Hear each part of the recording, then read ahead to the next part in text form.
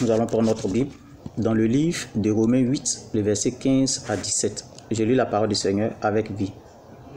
Et vous n'avez point reçu un esprit de servitude pour être encore dans la crainte, mais vous avez reçu un esprit d'adoption par lequel nous crions Abba Père. L'Esprit lui-même rend témoignage à notre esprit que nous sommes enfants de Dieu. Or, si nous sommes enfants, nous sommes aussi héritiers, héritiers de Dieu et co-héritiers de Christ, si toutefois nous souffrons avec lui, afin d'être glorifiés avec lui. Amen. Seigneur, merci. Bénis, sanctifie ta parole, que toute la gloire te revienne dans le précieux nom de notre Seigneur. Amen. De la part du prophète.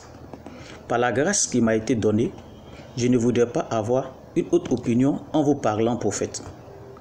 Je voudrais que vous sachiez que c'est de la part du Seigneur Jésus-Christ que je vous parle.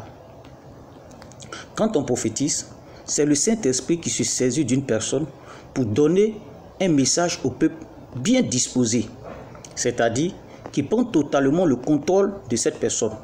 Tous ces gestes sont faits par le Saint-Esprit dans ce moment bien précis quand il prophétise. Ce n'est plus sa voix change. C'est la voix du Saint-Esprit qu'on entend parler en ce moment. Vous verrez, le message qu'il donne est totalement biblique, car personne n'a le pouvoir de stopper le message du Saint-Esprit ou d'ajouter sa propre parole au message du Saint-Esprit. Cependant, ne méprisez pas les prophéties, mais examinez-les. 1 Thessaloniciens 5, le verset 20 à 21. Car plusieurs personnes dans la Bible ont méprisé les prophéties et ont vu les prophéties s'accomplir, telles que la prophétie de Michée, telle que la prophétie de Jérémie par rapport à la captivité d'Israël.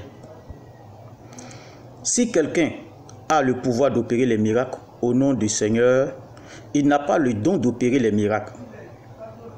Le don d'opérer les miracles au nom de Jésus n'est pas plus grand que le don des guérisons. Le don des guérisons est le don par excellence parmi tous les dons de l'Esprit. J'ai suivi la vidéo d'un pasteur qui avait le pouvoir de guérir les malades, mais qui disait qu'il avait le don des guérisons. Il se trompe. Je ne parlerai pas beaucoup là-dessus, mais je vous donne deux exemples de deux hommes de Dieu qui possédaient le don des guérisons. William Branham, Kaku Sévérin.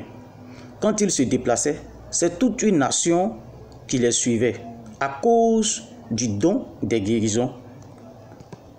Le pasteur Mohamed Sanogo de l'église Vase d'Honneur est un pasteur que j'apprécie beaucoup en Côte d'Ivoire. Tout esprit qui confesse Jésus-Christ venu en chair est de Dieu. L'Esprit de Dieu dans une chair est la manifestation exaltante de l'âge de Dieu. Quand il dit à Marie de ne pas s'approcher pour le toucher, il est le rocher dans lequel sortait de l'eau pour abreuver le peuple d'Israël. Il est l'aigle qui porta le peuple d'Israël sur ses ailes. Il est la lumière qui éclaire le monde. Il est le roi des rois, le Seigneur des seigneurs. Il est le Fils unique de Dieu. Il est l'intermédiaire entre les hommes et Dieu. Il est ressuscité. Je ne vous parlerai jamais assez de Jésus-Christ de Nazareth, Sauveur, béni, signé le prophète.